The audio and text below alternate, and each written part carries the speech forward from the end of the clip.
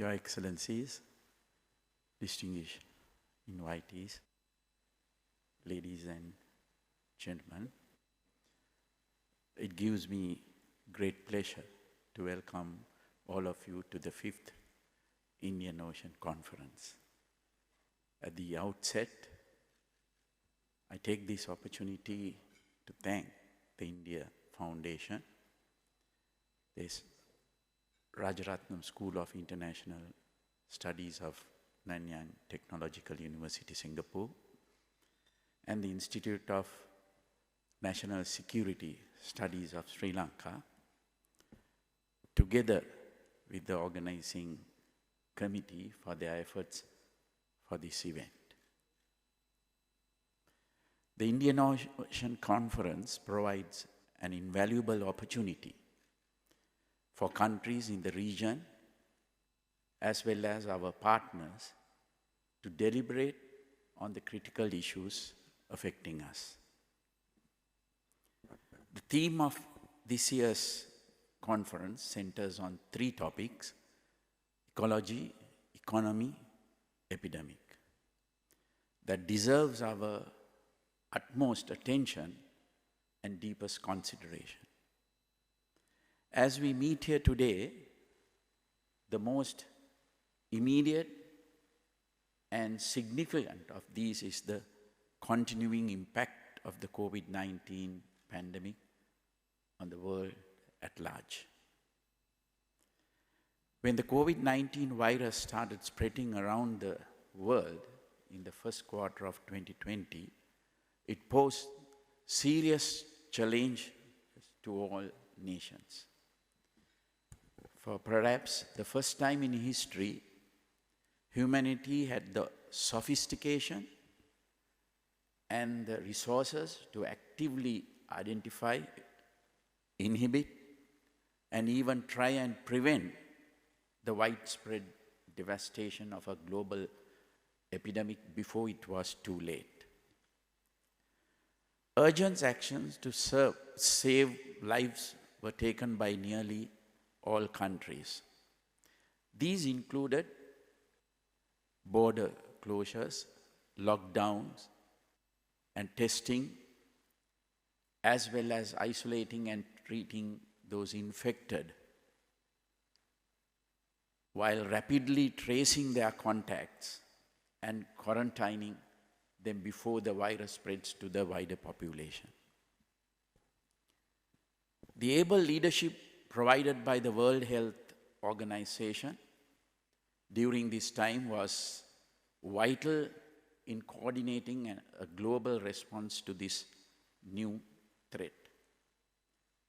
The cooperation between nations in the early stages of the pandemic, including sharing data and technical expertise, supporting capacity building in healthcare systems, and financial assistance, was truly laudable. Together with the selfless service rendered by healthcare personnel, scientists, and essential workers around the world, this international cooperation helped humanity through this pandemic. Sri Lanka took action to curb the spread of the virus very early on. A national task force involving all key stakeholders within and outside government was set up to oversee our pandemic response. After closing borders in late March last year, Sri Lanka imposed full national lockdown for several weeks to contain the spread of the virus before reopening after bringing transmission down to near zero. Other state organs outside the health ministry played a significant role in supporting the healthcare system at this time. The military rapidly constructed new quarantine centers and treatment facilities managed our quarantine program and together with the police helped public health officials with contact tracing. This freed healthcare personnel to focus on the medical aspect of our pandemic response. The government also supported citizens affected by the lockdown, including grants of cash and dry rations to daily wage earners and those of social welfare schemes. Even after Sri Lanka reopened after the first lockdown, strict public health measures including mask wearing and social distancing remained in place. Regional as well as countrywide lockdowns were reimposed whenever new waves of infection spread in the country. Sri Lanka's last lockdown ended in October 2021, after which the country has slowly returned to normalcy. This was enabled by the outstanding success of our vaccination program. We have now vaccinated 85% of all over the age of 16 with 2 doses of a COVID-19 vaccine, with 98% having received at least 1 dose. This rapid rollout of vaccines was facilitated by the military, which set up and operated vaccination centers, including mobile services throughout the country to help protect our public in record time. We greatly appreciate the generosity of India, China, the United States of America, and Japan, all of whom donated vaccines to us either directly or through COVAX, which augmented the larger quantity Sri Lanka purchased from manufacturers on commercial terms. At the same time, it is a matter of concern that the relatively slow rollout of vaccines in some parts of the world has resulted in the emergence of a potentially devastating new variants of the virus that needs to be carefully monitored in the days and weeks to come. If existing vaccines are in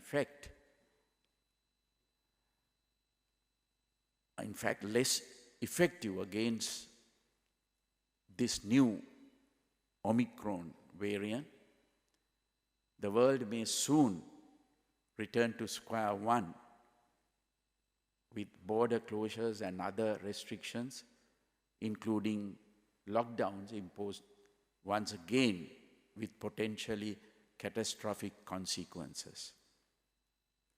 I therefore call upon nations that have the wherewithal to do so, to support the vaccination drives of less wealthy countries more effectively.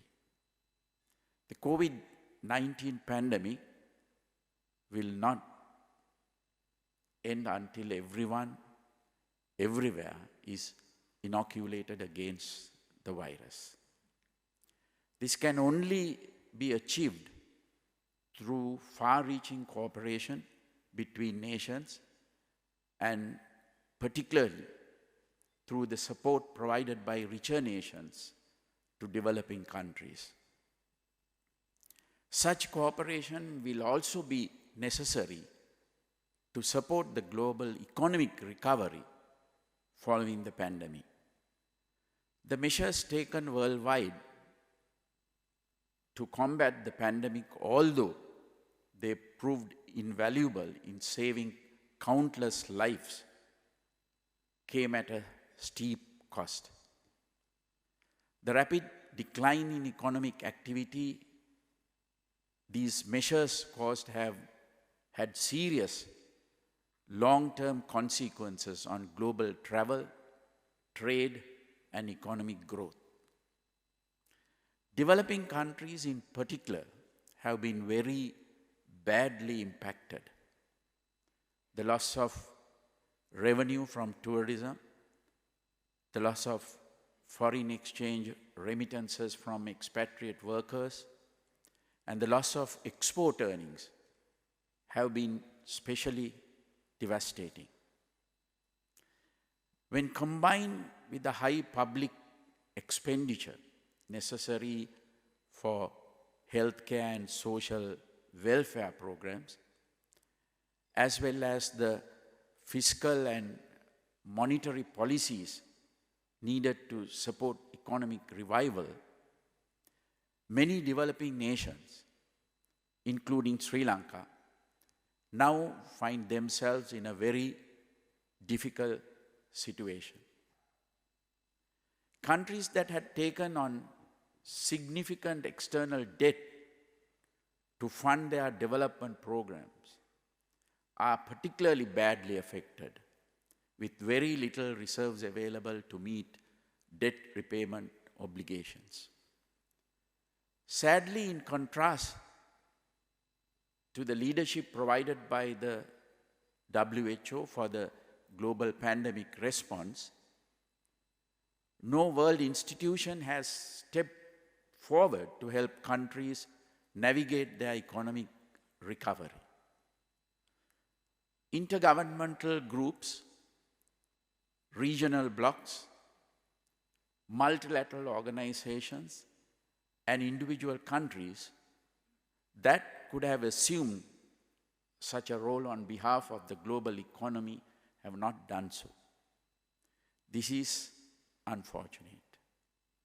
Although the pandemic has affected rich and poor countries alike, a disproportionate impact is borne by poorer countries. Absorbing or compensating for the loss of revenue from tourism as well as the loss of foreign remittances from expatriate workers overseas due to the economic consequences of the pandemic is not easy for smaller economies. It is especially hard for economies that are already burdened with external debt obligations. It would therefore be greatly appreciated if more action could be taken by wealthy nations as well as multilateral organizations to restructure or grant moratoria for the debt repayments of poorer countries struggling in the wake of the pandemic.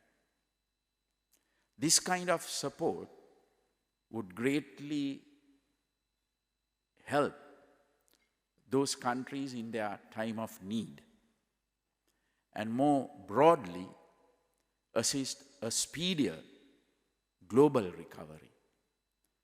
I hope that such support will be forthcoming in the future.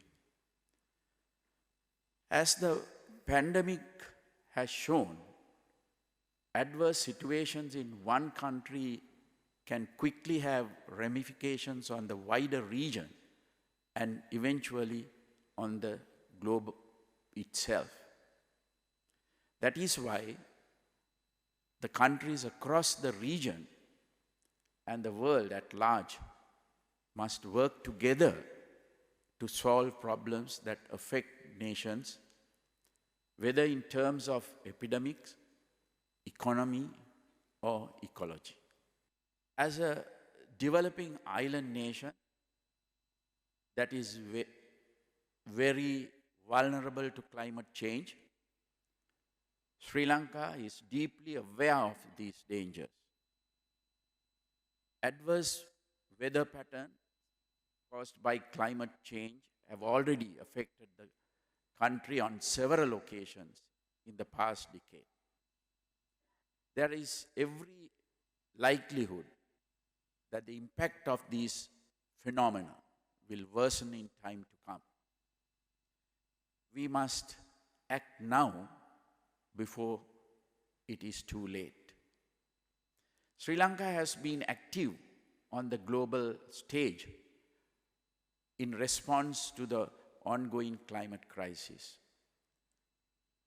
In 2019, the Colombo Declaration on Sustainable Nitrogen Management was formulated to support the target of halving harmful nitrogen waste globally by 2030. Sri Lanka is a co-lead of the Energy Compact for No New Coal Power and leads the action group on mangrove restoration in the Commonwealth Blue Charter initiative. At the national level, my government has pledged to increase the contribution of renewable energy sources to our power requirements to 70% by 2030. We have prioritized enhancing national forest cover, and we hope to strengthen our carbon sequestration capacity by 7% between now and 2030. Sri Lanka also aims to achieve carbon neutrality by 2050. The use of artificial fertilizer is strongly discouraged, and our policy is to support the rapid development of organic agriculture within the country in future.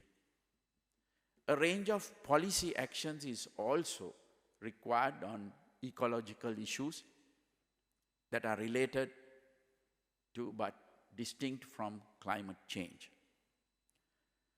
Earlier this year, the container ship Express Pearl caught fire off the coast of Colombo, Sri Lanka.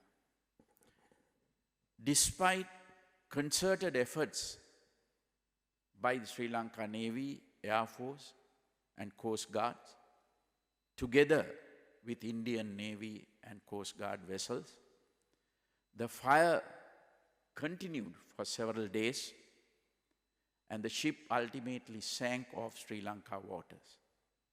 Enormous environmental damage was caused by this incident.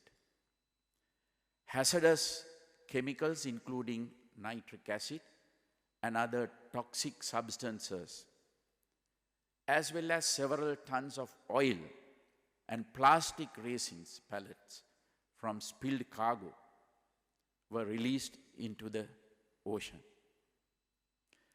The resulting pollution prevented fishing and adversely affected the livelihoods of thousands in our seaboard communities for months, and many continue to pose significant danger to marine life in the long term. The Express Pearl disaster was not an isolated incident. Less than a year before it occurred, another significant maritime disaster was only narrowly averted. The fire on board MT New Diamond, which was transporting a large quantity of crude oil near our waters, was successfully doused through concerted efforts by the Sri Lanka Navy and Air Force, with support from India as well as 2 Russian naval vessels in the region at the time. Both these incidents point towards the urgent need for strict controls surrounding the oceanic transport of hazardous and environmentally sensitive materials. Similar controls also need to be imposed on overfishing and ecologically damaging practices, including bottom trawling, long line fishing, and blast fishing in the Indian Ocean region. These practices severely deplete fish stocks, result in wasteful bycatch of marine species, and cause devastation to other organisms that are critical to sustaining maritime ecosystems. Extraterritorial fishing by well-equipped trawlers is another significant problem in the region that affects the livelihoods of poor communities that rely on local fishing for their sustenance. Coordinated action to mitigate such issues will be critical in sustaining the overall ecology and the viability of local economies in the Indian Ocean region in the future. I therefore propose the establishment of a regional mechanism to coordinate such issues relating to sustainability. Another critical area of focus for countries in the Indian Ocean region and our global partners is security. A considerable proportion of the world's trade in commodities and manufactured goods takes place through the Indian Ocean region. Maintaining the integrity of its sea lines of communication is therefore of utmost importance to the global economy. In this context, however, it must be admitted that the Indian Ocean region is also the location of considerable criminal activity, including human smuggling, drug smuggling, and terrorism. These are all major issues that need to be addressed. Narcotics trafficking remains a significant problem for countries in this region. Sri Lanka has spent considerable effort over the past several years on intercepting shipments of narcotics, including heroin, ice, and cannabis by criminal networks that operate in its waters. These are truly transnational networks whose different aspects are overseen by criminal operatives from various nations. Often, the leaders of a particular drug network are based in one nation, while the drugs they traffic in are produced in a different country and transported by persons of various nationalities to yet other countries around the region. Due to the complex transnational nature of these networks, they can only effectively be dismantled through coordinated efforts between the intelligence services, coast guards, and navies of regional countries. Further, improving intelligence sharing and cooperation within the region is therefore critically important to curbing these threats. Similar coordination and cooperation will be required to contain human trafficking, which has become a lucrative business for criminal operatives in this region. Sri Lanka has been used in past years both as source and as a transit point for illegal migration to Oceania. However, this activity has by now been largely curbed through close cooperation between the Sri Lankan and Australian governments. This is a very good example of what can be achieved through greater coordination between countries. As we go forward, such coordination will also be required to counter the threat posed by religious extremism and terrorism in countries in the region. As Sri Lanka's experience with the devastating Easter Sunday attacks of 2019 has shown, this problem too is not one that can be contained to any specific locality. Extremist and terrorist ideology can spread with ease from nation to nation unless carefully monitored and suppressed. The only way to do this is through intelligence sharing and other forms of intergovernmental action, which I strongly advocate for.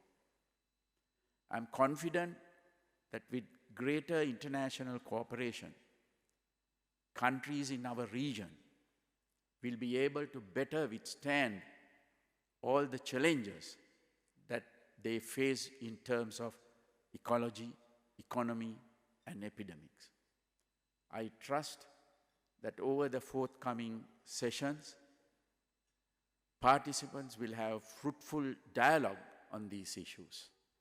I hope that they will be able to arrive at a broader understanding on what we as nations in the region can do collectively towards resolving our common issues.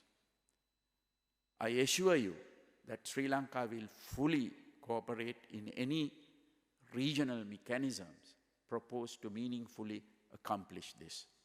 I have utmost confidence that no matter how challenging these issues may be, we can overcome them successfully if we approach them together in a spirit of true cooperation and goodwill. Thank you.